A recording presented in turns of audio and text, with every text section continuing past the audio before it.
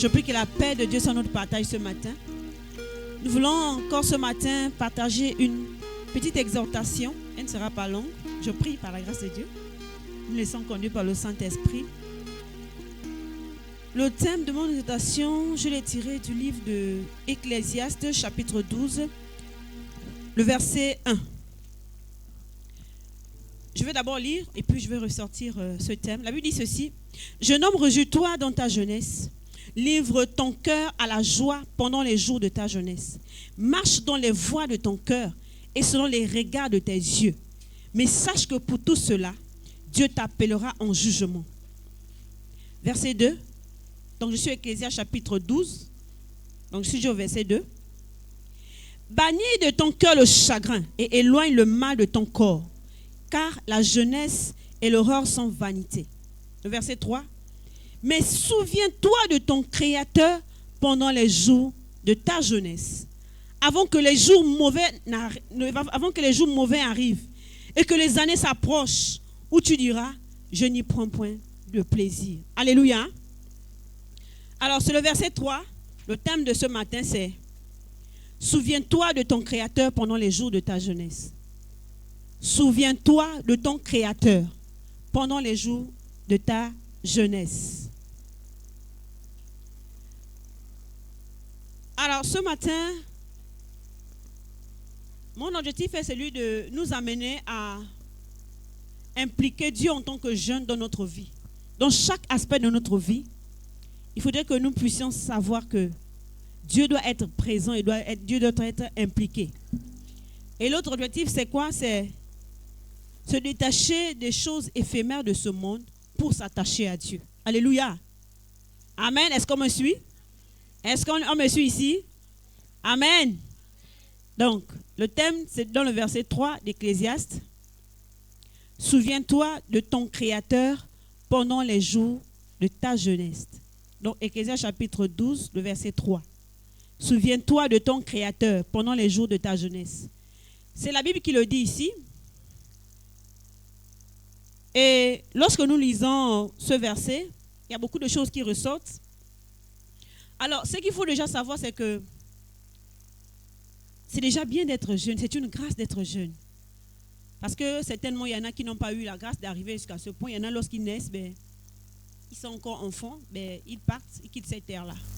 Mais vous avez été bébé et vous avez grandi jusqu'à ce niveau, vous êtes jeune. Et ce qu'il faut savoir, c'est que l'étape dans laquelle vous êtes est une étape très cruciale. C'est une étape importante. C'est une étape où vous devez faire attention.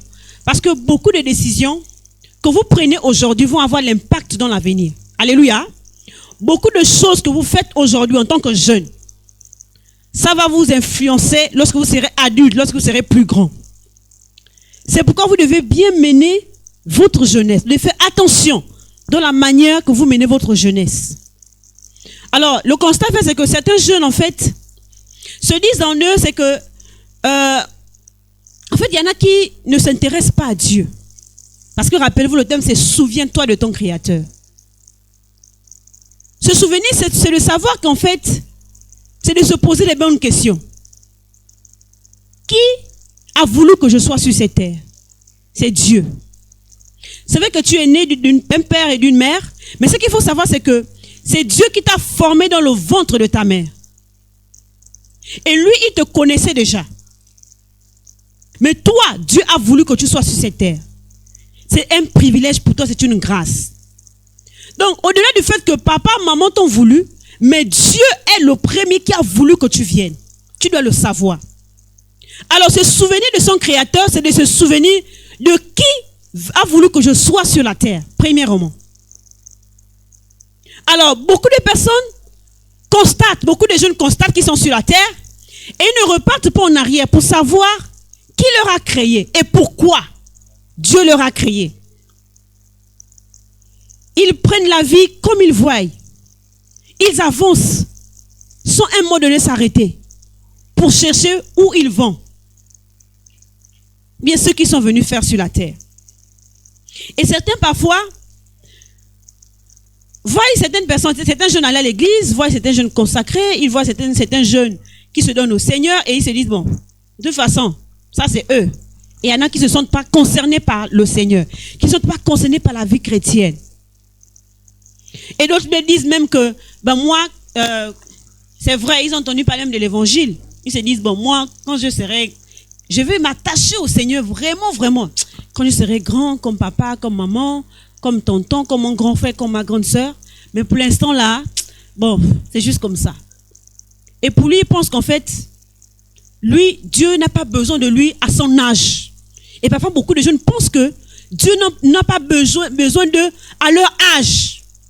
À 8 ans, à 9 ans, à 10 ans, 11 ans, 12 ans, 13 ans, 14 ans. Depuis même le ventre de notre mère, Dieu a besoin de nous. Dieu a besoin de nous. Et nous voyons même dans la Bible, lorsque vous voyez l'histoire de Moïse, vous voyez que Moïse, Dieu l'avait tellement sécurisé parce que le pharaon avait voulu tuer tous les Israélites qui étaient des hommes. Mais dès sa naissance, dès qu'il était petit, Dieu a permis à ce que Moïse soit sécurisé.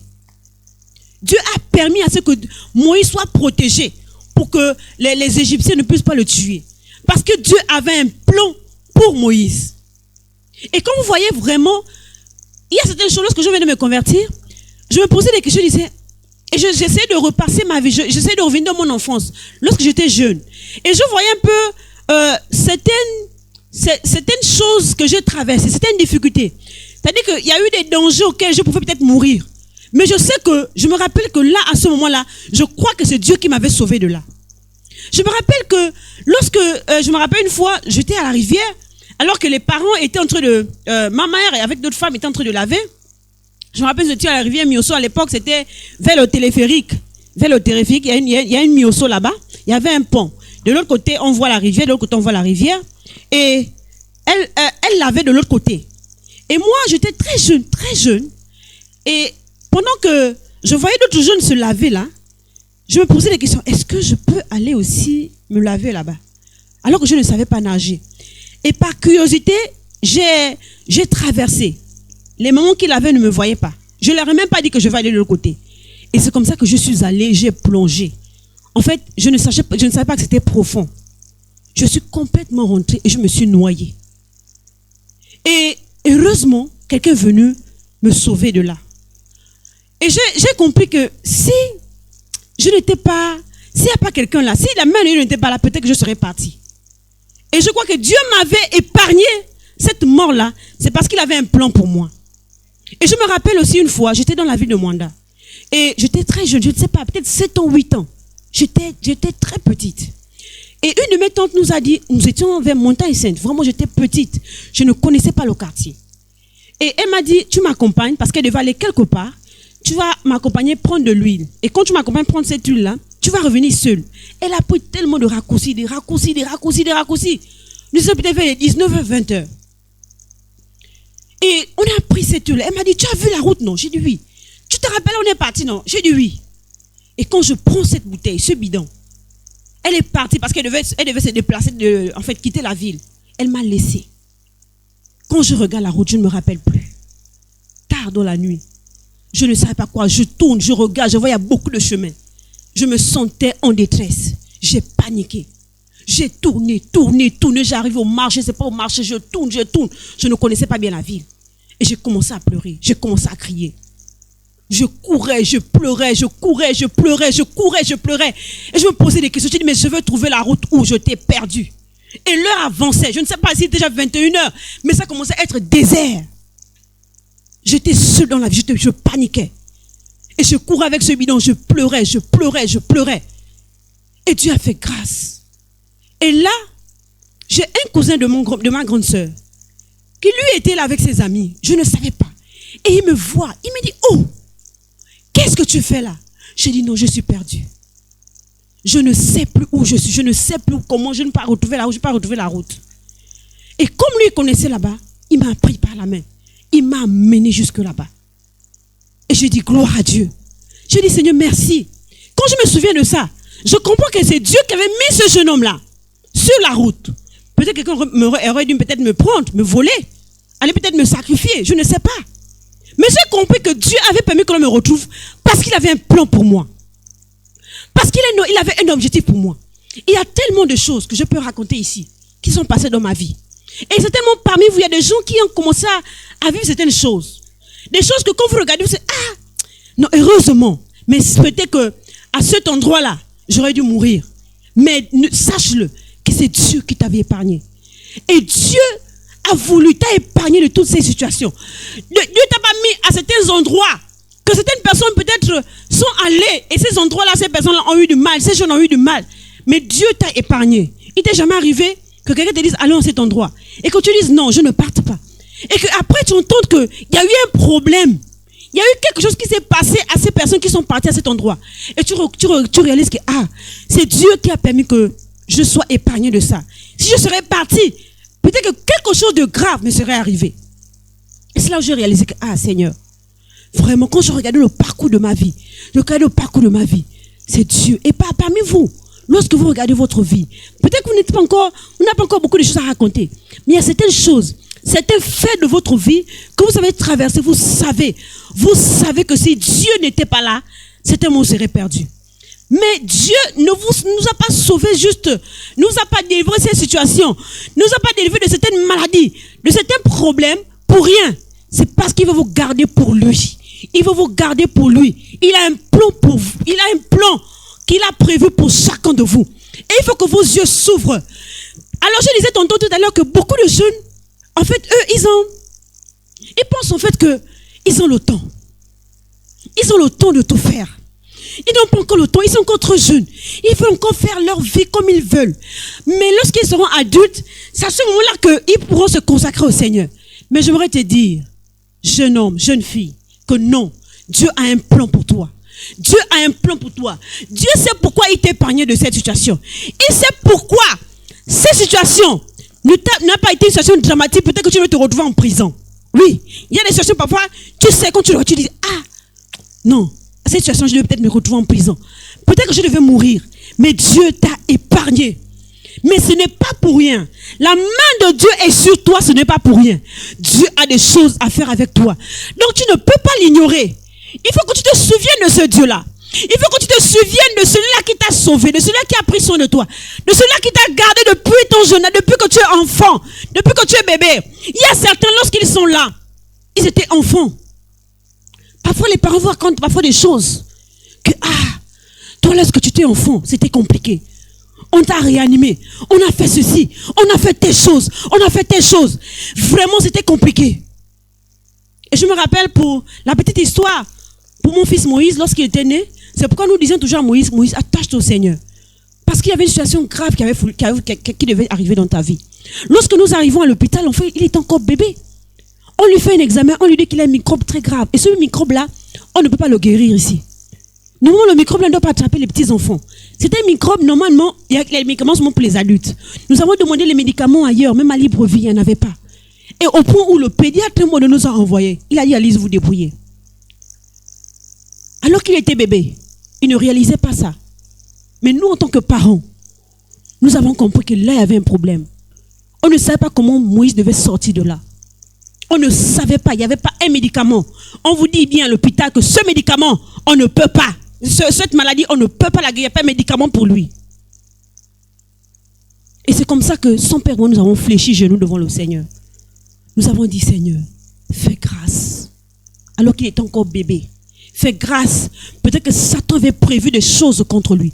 Peut-être que Satan avait des projets contre lui. Satan avait planifié peut-être que sa vie soit écourtée. Mais Dieu, lorsque nous avons élevé les mains vers le Seigneur, lorsque nous avons prié le Seigneur a étendu sa main. Et lorsque nous sommes allés faire l'examen, le microbe avait disparu à cause de la main de Dieu. Il y a des enfants parfois qui ont été très attaqués. Rappelez-vous de l'histoire de Jésus. Lorsque Jésus est né, depuis sa petitesse, Hérode voulait le tuer. Parce qu'il savait que Jésus avait un avenir glorieux. Il savait que Jésus était le sauveur. Et Hérode a entendu qu'il y a un fils qui est né. Il y a un fils qui est né. Lui, il va sauver l'humanité. Qu'est-ce qui s'est passé? Hérode a dit, tuez-moi des enfants des heureux, je crois, à 2 ans. Et il a fait, c'était tout un massacre. C'était tout un massacre qui s'était passé à ce temps-là. On a massacré des jeunes enfants. Pourquoi? Parce que Hérode connaissait la destinée. Dieu Dieu, il connaît ta destinée. Mais sache aussi que Satan connaît les plans que Dieu a prévus pour toi. C'est pourquoi tu ne dois pas jouer avec ta vie. Parce que Satan, il connaît les grâces, les projets que Dieu a pour toi. Il va chercher à faire comme Hérode. Il va chercher. Et parmi vous, depuis peut-être votre jeune âge, Satan a cherché à vous attaquer. Mais à cause de Dieu, Dieu a touché vos parents. Dieu vous a touché. Dieu a préservé vos vies. C'est pourquoi vous devez vous souvenir de votre Dieu. Souviens-toi de ton Créateur dans le jour de ta jeunesse. Pendant le jour de ta jeunesse, souviens-toi de ton Créateur. Il t'a épargné. Il y a des maladies dans lesquelles certains jeunes, certains enfants sont partis. Mais toi, tu as vécu. Toi, tu as survécu. Tu n'es pas mort. Il y a des situations dans lesquelles les choses, des endroits où certains jeunes sont passés. Et ces endroits-là, ces personnes-là, ces jeunes sont restés. Mais toi, peut-être que tu es passé à cet endroit. Mais toi, tu as été épargné. C'est la grâce de Dieu qui est sur toi. Et je prie que ce matin, tes yeux s'ouvrent. Que tu prennes conscience que Dieu t'aime. Et que tu dois te souvenir de lui tous les jours de ta vie. Que tu dois comprendre que ta vie, tu dois impliquer Dieu dans ta vie. Tu dois l'impliquer. Pas demain, après-demain. Pas lorsque tu seras adulte. Non, c'est maintenant. Parce que Satan n'attend pas que tu sois adulte pour te faire du mal. Parce que Satan n'attend pas que tu sois adulte pour bousiller ta vie. Il connaît les projets. Il connaît que Dieu veut faire des choses avec toi. C'est pourquoi tu ne dois pas mépriser ta jeunesse. Tu dois faire attention là où tu mets ton pied. La Bible dit ici, jeune homme, rejouis-toi dans ta jeunesse. Il dit, au verset 1, je suis dans Ecclésiaste, le chapitre que nous avons lu tout à l'heure. Livre ton cœur à la joie. Apparemment, lorsque tu lis ce verset, tu as comme l'impression que la Bible t'encourage à faire des mauvaises choses. Mais écoute ça. Il dit, pendant les jours de ta jeunesse, marche dans les voies de ton cœur et selon les regards de tes yeux. Mais sache que pour tout cela, Dieu t'appellera en jugement. Sache que pour tout cela, Dieu t'appellera en jugement. Pourquoi? Parce qu'il y a des jeunes qui vivent, qui se disent en fait, moi je fais ce que je veux, je fais comme je veux. Un moment donné, on va te laisser. Un moment donné, peut-être que les parents ne seront pas là. Un moment donné, peut-être que les adultes ne seront pas là. Parce qu'il arrive un moment de la vie du jeune où il est seul. Il arrive. De moment tu es seul. Ou peut-être que parfois les parents ne sont pas là pendant un jour. Ou parfois peut-être même pendant 2 heures, 3 heures de temps. Peut-être que maman, papa n'est pas là. Et la Bible dit, sache que tout ce que tu poses comme action, Dieu t'appellera en jugement. La Bible ici parle du jeune. La Bible ici parle du jeune, pas des adultes. En jugement, c'est pour dire quoi? C'est pour dire que chacun de nous va rendre compte à Dieu de la manière dont il a dirigé sa vie. Chacun va rendre compte à Dieu de la manière il a dirigé sa vie. Est-ce que tu as dirigé ta vie en te souvenant de Dieu, en te souvenant que tu as un créateur, en te souvenant que Dieu a voulu que tu viennes sur cette terre et que Dieu a un plan pour toi? Au verset, il dit, bannis de ton cœur le chagrin et éloigne le mal de ton corps. Il dit, éloigne le mal de ton corps. Ça veut dire quoi? Ça veut dire que toi, en fait, nous, en tant que jeunes, on doit faire attention. Là où nous menons notre corps. Qu'est-ce que je fais avec mon corps? Parce que ton corps, là, c'est le temple du Saint-Esprit. C'est-à-dire que ton corps est le temple du Saint-Esprit. Et la Bible dit que celui qui détruit le temple de Dieu, Dieu aussi le détruira. Donc le temple de Dieu, c'est le corps que tu as. Tes pieds, tes mains, tout. C'est le temple de Dieu. Mais Dieu dit, attention, ne pense pas que toi, ton corps là, ça dépend de toi, c'est toi qui dois faire ce que tu veux comme tu veux. Parce qu'il y a l'auteur de ce corps. L'auteur de ce corps, c'est Dieu. Et ce corps-là doit être tenu comme il se doit. Mais si tu fais de n'importe quoi avec ce corps, tu l'exposes n'importe comment. Tu prends la cigarette, tu fumes. Tu prends la drogue. Tu mènes ça à la prostitution. Tu prends ce corps, tu vas dans des choses qui n'honorent pas le Seigneur. Si tu détruis le corps de Dieu, Dieu dit, celui qui détruit mon corps, je le détruirai. Tu es jeune et Dieu t'interpelle ce matin. Dieu veut que tu fasses attention à la façon dont tu vis.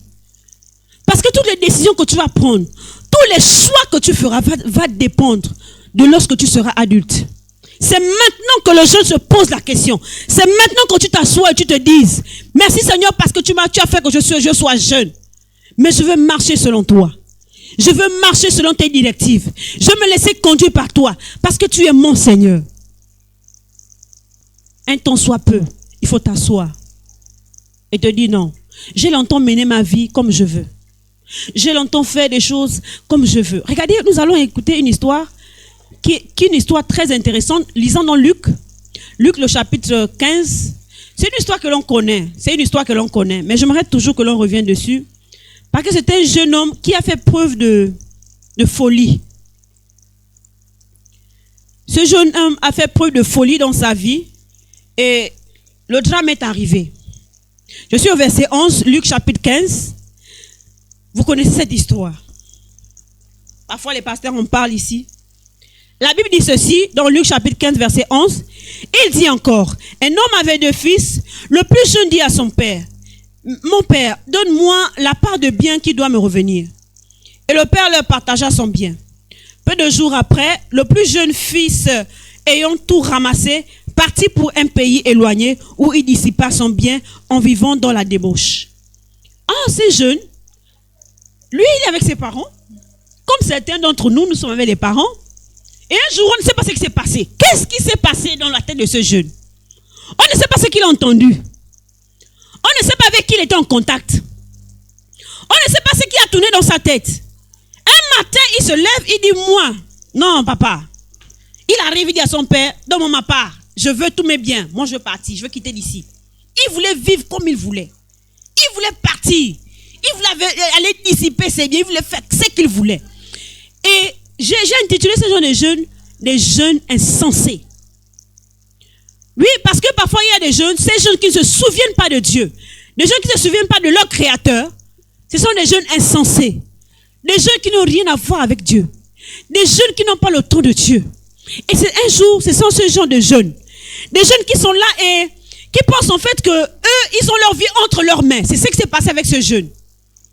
Il a voulu son argent, il a voulu aller ailleurs, faire la fête.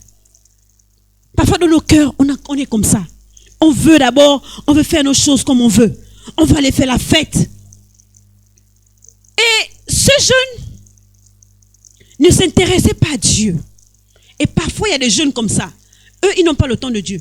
Quand vous les voyez, je ne sais pas si parmi vous, vous avez déjà vu des jeunes comme ça. Vous posez la question s'ils savent même que Dieu existe. C'est-à-dire qu'il est insolent. Il est vulgaire. Il est vu selon le monde. Il n'écoute les conseils des personnes. Il est orgueilleux. En fait, tu as comme l'impression que c'est un jeune, il se suffit à lui-même. Il n'a pas le temps de Dieu. Parfois, c'est des jeunes filles. Ils n'ont pas le temps. Les parents vont lui les conseils. Ah, ma fille, ah, mon frisson, fais attention. Ah, tu vas où? Il n'a même pas, même lorsqu'il sort, il n'a pas envie de dire à qui que ce soit où il va. Il se sent indépendant. Il croit contrôler sa vie. Il fait comme il veut. Je les ai intitulés les jeunes insensés. Des jeunes qui ont écarté Dieu de leur chemin, qui ont écarté Dieu de leur vie, qui se laissent diriger par ce monde, qui se laissent emporter par le monde de ce monde, qui se conforment au siècle présent. Ce sont ces jeunes-là, comme ce jeune-là. Il a dit, moi je pars. Donne-moi mes affaires, donne-moi tout pour moi je pars. Et ce genre de jeunes ne s'inquiètent même pas de l'attitude de leurs parents. Ils s'en foutent si leurs parents ont mal au cœur ou pas. Ce qu'ils ont dans leur cœur, ils le font. Peu importe ce que les parents peuvent ressentir. Ce sont ce genre de jeunes-là. C'est des jeunes qui ne se soucient pas des autres. Son père était attristé. Le père de ce jeune-là, vous pensez que c'est avec joie que son père va lui donner de l'argent pour dire que, ok, vas-y. Non. Et parfois, beaucoup de jeunes ne font pas attention à leur attitude. C'est que les actes qu'ils posent, c'est que ça va faire dans le cœur de leurs parents. Et il y a des jeunes parfois qui font honte à leurs parents, qui font honte à leurs frères, à leurs sœurs, à cause de la manière de vivre, à cause de leur attitude. Je les appelle les jeunes insensés. Les jeunes qui ne tiennent pas compte des parents. Or, parfois, certains parents souffrent. Certains parents ont mal au cœur. Certains parents souffrent. Ils fléchissent genoux pour dire, Seigneur, Étends ta main sur ma fille. Comment je vais faire sur mon fils là? Qu'est-ce qui se passe? Parfois, tu sais que papa ne peut même pas te taper. Et parfois, tu sais que maman ne peut même pas te taper. Tu sais qu'il ne peut pas te taper. Et tu te rends compte que là, tu es en train de régner. Tu fais ce que tu veux. Ce sont des jeunes insensés. Et c'est ce qui s'est passé dans la vie de ce jeune homme. Il s'est levé. Lorsque nous continuons la lecture, il dit, et le père leur partagea son bon. Verset 13, donc dans Luc chapitre 15. Peu de jours après, le plus jeune fils, ayant tout ramassé, partit pour un pays éloigné, où il dissipa son bien en vivant dans la débauche. Ce jeune homme l'a pris. Et parfois, nos biens, ça peut être quoi? Ton bien, c'est pas forcément seulement l'argent. Ton bien, ça peut être ta beauté. Ça peut être ton intelligence. Ça peut être quoi? Ça peut être tes capacités, tes habits, ton habillement. Pour toi, c'est ça ton bien, ta richesse. Tu es fier de ça. Tu te dis, ça là, c'est ce qui me fait, ça c'est ce qui est plus important. Et tu ne vois pas quelqu'un d'autre. Quand tu te maquilles, quand tu regardes, oui, ton corps, tu as un joli corps, tu es beau, tu es belle. Tu dis, waouh, moi je suis important, je suis importante. Et tu ne penses pas à Dieu. Tu ne te dis pas que non. Un moment donné, je dois m'arrêter. Qui m'a créé? Ah, c'est des gens insensés. En fait, bien traduit, le mot, c'est la folie. Des gens qui manifestent la folie dans leur cœur, dans leur tête. La grâce que Dieu t'a donnée, le fait que tu as ce que tu as, c'est pour honorer le Seigneur. C'est pour glorifier le Seigneur. Le fait que tu as des atouts, le fait que tu as ce que tu as, tu peux avoir l'école, tu peux faire l'école. Le fait que tu peux avoir ce que tu peux avoir, de l'argent, tu peux avoir à manger et tout. Ça ne te donne pas le droit de ne pas penser à Dieu. Ça ne te donne pas le droit de dire que moi je m'en fous de Dieu. Ça ne te donne pas le droit de dire que je n'ai pas le temps pour Dieu parce que tu as tout ce que tu as. Non! Au contraire, tu dois t'arrêter un instant de dire, Seigneur, je te bénis ce que tu m'as donné toutes ces choses. Je veux te servir avec cela. Je veux t'honorer avec cela. Alors, l'une des choses qui se passe dans ces personnes, ces jeunes qui sont insensés, c'est qu'en fait, ils ne savent pas que il y a une fin à toutes ces choses. Ils ne savent pas qu'un jour, cette beauté va partir. Ils ne savent pas qu'un jour, ils vont vieillir. Ils ne savent pas qu'un jour, ils quitteront cette terre. Ils vivent le jour le jour. Ils se disent non. Ils ont la vie entre leurs mains. Ils maîtrisent la vie. Mais non, en fait. On ne maîtrise pas tout. Parce que c'est Dieu qui décide de la vie et de la mort sur la terre. Tu dois faire attention. Et ce n'est pas peut-être pour revenir. Vous savez, parfois on n'y pense pas. On se dit que non. La mort à toi, c'est moi les personnes qui sont adultes, qui sont vieux. Moi, je suis encore là, je vis comme je veux. Vous savez, lorsque des choses comme ça arrivent, on ne fait attention aux actes que nous posons, parce que tout peut arriver à tout moment. Mais comment est ton cœur? Tout peut arriver à tout moment. Je parle à un jeune qui ne met pas totalement Dieu dans son cœur. Je parle à une jeune qui ne pense pas trop à Dieu dans sa vie. Qui pense qu'en fait, il a le temps comme il veut. Vous savez, souvent quand on parle à l'église, parfois, on pense que c'est des histoires. Mais lorsque cette situation arrive, ça doit nous faire réfléchir. Que Seigneur, je dois me donner à toi. Pourquoi? Parce que dehors, Satan ne fait pas de cadeaux. Parce que dehors, Satan a redoublé d'efforts. Il a multiplié ses agents pour pouvoir emmener un grand nombre de jeunes en enfer. Et il connaît ce que les jeunes aiment. Il sait que les jeunes aiment le sexe. Il sait que les jeunes aiment, je ne sais pas, les réseaux sociaux. Il sait que les jeunes aiment toutes ces choses-là. Il maximise ces choses. Il veut attirer ton attention dans ces choses. Il ne veut pas que tu t'intéresses à Dieu. Il ne veut pas que tu penses à Dieu. Il veut attirer ton attention vers les choses qui vont te perdre. Mais c'est à toi de faire attention. De te dire non, non, non, non, non, non, non. C'est vrai que je suis jeune. Mais je ne suis pas obligé de faire ce que tout le monde fait, tout ce que les jeunes font. Parce que je dois veiller sur mon âme. De la même manière que tu veilles sur ton avenir, oui, plus tard je serai ingénieur, je serai ceci, cela. De la même manière, tu dois veiller sur ton âme que si un jour je quitte cette terre, où est-ce que je dois aller? Et si tu veilles sur ton âme, tu dois faire attention à ce que tu poses comme action, à ce que tu poses comme acte, à ce que tu dis, alors où tu mets ton pied. Parce que le verset que nous avons lu tout à l'heure, que Dieu nous appelle en jugement par rapport à ce que nous faisons. Mais je bénis le Seigneur de ce que, peu importe, même si aujourd'hui tu es un jeune insensé, tu peux revenir au Seigneur. Tu peux abandonner les pensées que tu avais, les projets que tu avais. Tu peux abandonner les mauvais projets que tu avais, des choses pas bien, les programmes pas bien. Lorsque tu te retrouves seul, les choses que tu fais, tu peux abandonner ça, des choses pas bien, tu peux dire, Seigneur, je reviens vers toi. Je reviens vers toi. Parce que si tu ne reviens pas vers le Seigneur, en fait, tu oublies que tu rendras compte non seulement à Dieu, mais aussi, tu dois savoir que, en fait, quand Dieu t'a créé, Dieu réserve ton corps pour ton mari, Dieu réserve ton corps pour ta femme. Tu peux rester dans la chasteté. C'est une valeur que beaucoup de jeunes n'ont pas aujourd'hui. Et j'ai toujours été fière de cette virginité lorsque j'ai grandi. Parce que quand je voyais les jeunes filles, que les garçons sortaient, les jeunes garçons les critiquaient. Regarde, c'est là, celle-là, je sortais avec n'importe quoi, tout ça là. Et ça, c'est humiliant. C'est humiliant lorsqu'un homme te prend comme un chiffon. C'est possible de rester dans la chasteté. C'est possible de ne pas être touché par un garçon lorsqu'on est jeune. Parce qu'on pense que non, ça c'est des choses, non, c'est vieux. C'est pas vieux ça. C'est précieux. Et lorsque tu marches dans la chasteté, lorsque tu préserves, tu gardes ta vie, Dieu te donne aussi des choses de valeur. Dieu te donne des personnes de valeur. Dieu t'ouvre les portes. Dieu te fait la grâce. Parce que tu t'es consacré à lui. C'est consacré au Seigneur. C'est un privilège. Ne voyez pas ça comme quelque chose qui est bon, c'est ringard, comme disent les jeunes, c'est quelque chose de ringard. Oh non, toi tu ne suis pas. Tu ne suis pas quoi? Ne pas suivre le péché. Donc quand tu ne pars pas dans les bars, tu pars dans la prostitution. Tu ne fumes pas avec eux, tu ne voles pas avec eux, tu ne sors pas avec les filles, tu ne sors pas avec les garçons. Tu es en retard, tu ne suis pas. Donc en fait, suivre, c'est suivre le péché quoi. Suivre, c'est suivre le péché. C'est s'adonner au péché, c'est ça qu'on dit suivre. Mais beaucoup de personnes ont reçu des conséquences terribles. Les jeunes filles aujourd'hui qui ont avorté. Il y a des garçons qui ont abandonné l'école parce qu'ils ont fait des enfants.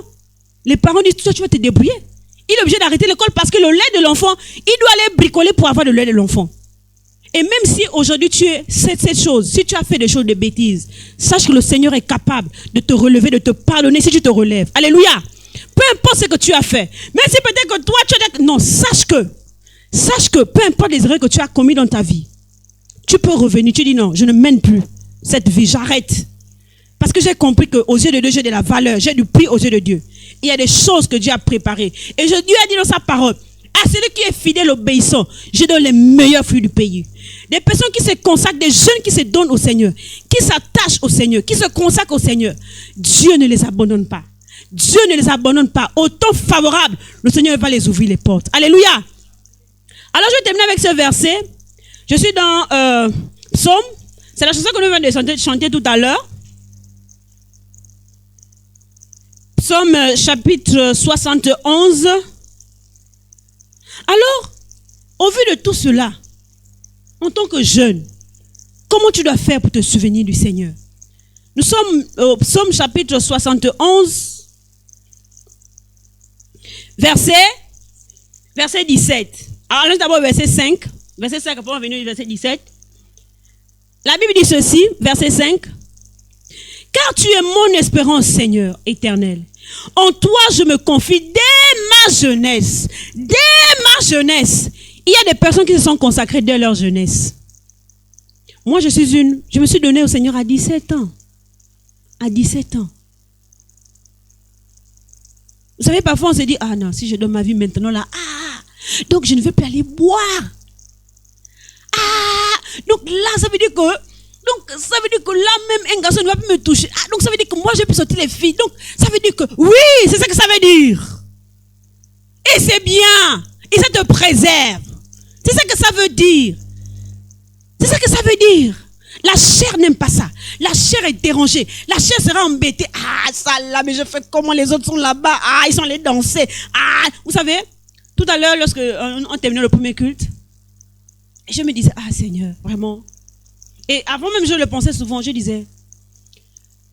Et pourtant, je regrette les fois où j'ai mis mon pied dans une boîte de nuit. Je regrette ces fois. Vraiment, je regrette. Je regrette ces fois-là. En fait, j'aurais voulu accepter le Seigneur depuis même, c'est pas, 7 ans, 8 ans. Parce que les choses que j'ai faites, en fait, je ne suis pas fière. J'aurais voulu ne même pas le faire. Je regrette ça. Je dis, Seigneur, pourquoi? J'aurais voulu t'accepter plus tôt, parce que j'ai compris que vraiment, c'est mieux d'accepter le Seigneur plus tôt. Parce que Dieu t'épargne de certaines choses. Alors, donc ici, il dit, dès ma jeunesse, je place en toi mon espérance. Et je prie que dès que tu es jeune là, place ton espérance au Seigneur. Apprends à dire à Dieu, Seigneur, voici ma vie. Apprends à impliquer Dieu dans chaque aspect de ta vie. Que ce soit à l'école, ta vie émotionnelle, que ce soit ta vie de façon, ta vie de tous les jours, dans ta famille. Dis Seigneur, sois le maître. Prends la première place dans ma vie. Je veux que ma vie soit conduite et dirigée par toi. Que Dieu seul prenne la première place dans ta vie. Alléluia. Est-ce que tu peux le dire, Seigneur? Seigneur, toi seul, prends la première place dans ma vie. Toute ma vie. Conduis-moi. Que tu sois le maître. Que tu sois le Seigneur. Alléluia. Le verset 17. La Bible dit ceci. Exauce-moi, Éternel, car ta bonté.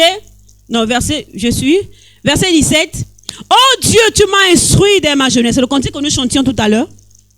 Oh Dieu, Psaume 71, verset 17. Oh Dieu, tu m'as instruit dans ma jeunesse. Et jusqu'à présent, j'annonce tes merveilles. Ne m'abandonne pas, oh Dieu, même dans la blanche vieillesse, afin que j'annonce ta force à la génération présente, ta puissance à la génération future. Vous savez, pourquoi vous devez vous souvenir de Dieu, là maintenant, pour que lorsque vous serez adulte, vous pourrez faire le témoignage comme je l'ai fait aujourd'hui. Vous pourrez faire le témoignage à vos enfants. Vous pourrez faire le témoignage à vos petites sœurs, à vos frères, que moi j'ai été jeune. Mais j'ai mené ma vie selon le Seigneur. J'ai été jeune. Il y avait des tentations, oui. Mais le Seigneur m'a aidé. Je me suis confié au Seigneur. Et lui, il dit, Seigneur, instruis-moi. Il dit, instruis-moi. Est-ce qu'il y a des jeunes qui veulent être instruits par le Seigneur? Qui veulent être enseignés par le Seigneur? Il dit, Seigneur, instruis-moi. Ça veut dire, Seigneur, enseigne-moi. Parce qu'il y a des choses que je ne connais pas en tant que jeune. Le monde a tellement de choses que le monde présente. Mais il y a des choses que je ne connais pas. Comment faire? Comment vivre dans ce monde? Alors, pour bien vivre dans ce monde, tu dis, Seigneur, instruis-moi, parle-moi, dis-moi que faire. Qu'est-ce que je dois faire? Comment je dois mener ma vie? Comment je dois être orienté? J'ai besoin de toi. Et si tu as besoin d'être instruit, viens auprès du Seigneur. Parle à Jésus. Laisse-toi enseigner. Donne ton cœur à Dieu. Dis Seigneur, mon cœur c'est pour toi. Mon cœur c'est pas pour les choses de ce monde. En fait, ce matin, c'est que Dieu vraiment occupe tout ton cœur. Ce matin, c'est que Dieu remplisse ton cœur. Ce matin, c'est que ta vie tout entière appartient totalement à Dieu. Que tu dis à Dieu, Seigneur, ma vie est à toi. Je me donne à toi. Je n'ai que toi. Tu es mon salut. Tu es ma vie. Instruis-moi, parle-moi, enseigne-moi. Et c'est ce qu'il dit ici. Il dit, oh mon Dieu, instruis-moi. Parle à Dieu, Seigneur, enseigne-moi. Est-ce qu'il y a des choses que tu ne comprends pas dans ta vie? Est-ce que lorsque tu marches, tu sens qu'il y a des aspects que tu ne comprends pas toujours? Dis, Seigneur, enseigne-moi, parle-moi. Dis cela à Dieu, comme c'est une prière qu'il a faite ici. Il dit, instruis-moi, parle-moi, Seigneur. Parce que vous avez beaucoup de choses à apprendre. Vous avez besoin d'enseignement, vous avez besoin d'être encadré. Mais beaucoup de jeunes ne se laissent pas encadrer. Lorsque nous étions jeunes, comme disait l'apôtre, lorsque nous étions jeunes, nous embêtions les responsables. Je vous assure, j'avais accepté Jésus, tellement amoureuse de Jésus, tellement amoureuse, qu'à chaque fois que je venais dans la présence de Dieu, les gens m'arrêtaient parce que je pleurais tellement. Parce que je réalisais combien de fois le Seigneur m'avait tellement sauvé. Il m'avait sorti des choses compliquées. Je pleurais tellement. De l'amour de Dieu, je remerciais le Seigneur de ce qui m'avait sauvé. Ah, de cet âge, il m'avait béni, il m'avait sauvé. Heureusement, je disais, heureusement. Mais si Dieu ne m'avait pas sauvé là maintenant, peut-être que des choses graves me seraient arrivées. Le jeune transformé par Jésus, c'est celui qui se met à l'abri. C'est un jeune lorsque, en fait, il a beaucoup à gagner, ce jeune qui se donne au Seigneur Jésus. C'est un jeune qui bénéficie de la grâce de Dieu, de la protection de Dieu. Le jeune qui est attaché au Seigneur. Le jeune qui donne tout son cœur au Seigneur. Tu bénéficies d'une grâce. C'est-à-dire que la main de Dieu est sur toi. Peu importe où tu te trouves, tu as donné ta vie sincèrement au Seigneur. La main de Dieu est sur toi. Que tu te trouves à l'école, à la maison, qu'il y ait des sorciers, qu'il y ait des gens qui font de n'importe quoi, la main de Dieu est sur toi. Dieu veille sur toi lorsque tu es sincère. La Bible dit dans 2 Chroniques, chapitre 16, verset 9, il dit les regards de Dieu, les yeux de Dieu parcourent, je vais paraphraser, il dit les yeux de Dieu parcourent la terre pour secourir ceux dont le cœur est tout entier à lui. jour, par ses regards à terre, et il regarde les cœurs de certains jeunes qui sont attachés à lui. Et c'est ces jeunes-là qu'il vient au secours. Il vient au secours de ces jeunes qui sont totalement donnés à lui. Et l'autre grâce, c'est que Dieu prend soin de toi lorsque tu es dans le besoin. David a dit, l'Éternel est mon berger, je ne manquerai de rien. Il va arriver parfois, c'est vrai, des moments difficiles où tu as encore l'impression que tu n'as rien. Mais tu sais vers qui crier. Tu ne feras pas comme les païens lorsque tu es transformé. Tu ne feras pas comme les païennes qui se disent, je n'ai pas la crème. Je vais voir quelqu'un que je vais bouffer. Je vais aller voler quelque part. Tu sais vers qui tourner la prière. Tu sais vers qui demander. Lorsque tu seras dans le besoin, Seigneur, je n'en ai pas. Peut-être que les parents n'ont pas pu pouvoir à tes besoins. Seigneur, je n'en ai pas. Aide-moi, j'en ai besoin. Étends ta main. Tu le pries, le Seigneur certainement t'exaucera. Alléluia. L'une des choses, c'est que lorsque tu es sincère, tu es consacré au Seigneur, c'est que Dieu t'épargne de certaines passions, bien de certaines choses qui arrivent à certains jeunes. Oui, Dieu t'épargne de ça. Dieu t'épargne de la délinquance, Dieu t'épargne de la prostitution, Dieu t'épargne de beaucoup de choses qui arrivent aux jeunes, de certaines maladies sexuellement transmissibles. Lorsque tu t'attaches au Seigneur, Dieu t'épargne de ces choses. Et je prie que ce matin, tu prennes l'engagement devant le Seigneur, tu dises, Seigneur, ma vie, je veux me donner totalement à toi. Je ne veux pas aller dans le péché. Je prends l'engagement de ne pas aller dans le péché. Je ne veux pas me mêler avec les autres, les choses qu'ils font. Je refuse de le faire. Lorsque tu es attaché à Jésus, tu as la force de dire non au péché. Dire non aux propositions que le monde, les amis peuvent te présenter. Tu dis non à certaines conversations, à certains cadeaux qui ne sont pas des cadeaux qui sont purs. Certains cadeaux sont comme des appâts pour t'attirer. Tu dis non à ces choses. Et Dieu veut que tu l'appartiennes parce qu'il a des projets pour toi. Il a des projets de paix et non de malheur pour toi. Et je termine par ce verset, dans Psaume chapitre 119, la Bible dit ceci. Verset 9. Psaume chapitre 119, verset 9, la Bible dit ceci.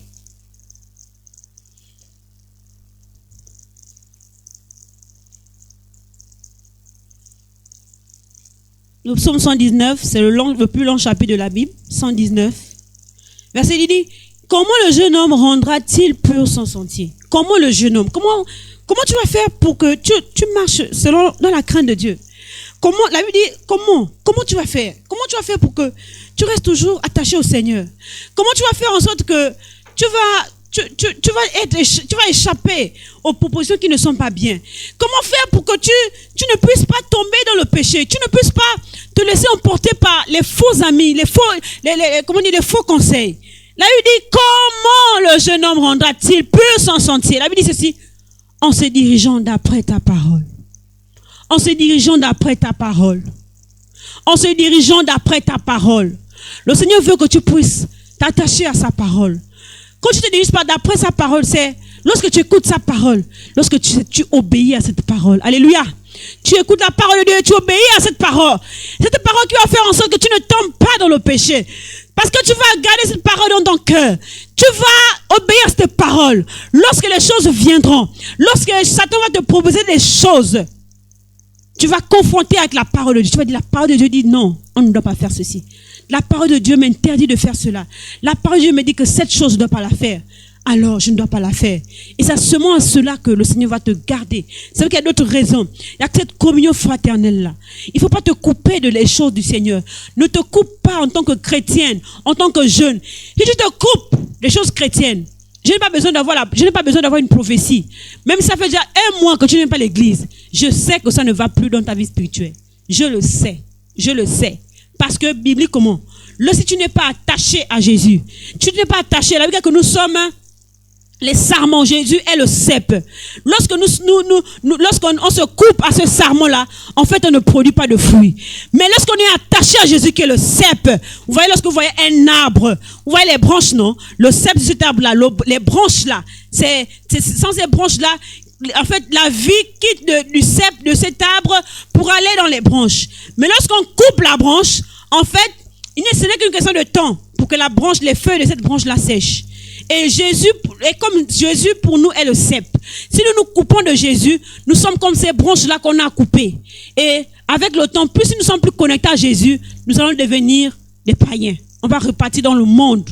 Et le monde va nous proposer des choses. Quand on va te parler de la vie chrétienne, tu vas voir ça, c'est comme si on venait t'embêter, on venait te déranger. Je prie que ce matin, tu te souviens du Seigneur.